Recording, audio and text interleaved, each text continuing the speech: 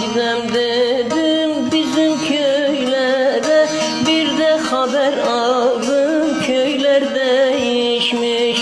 Ağa çoban olmuş çoban da, ağalar değişmiş, beyler değişmiş. Ağa çoban olmuş çoban da, ağalar değişmiş, beyler değişmiş.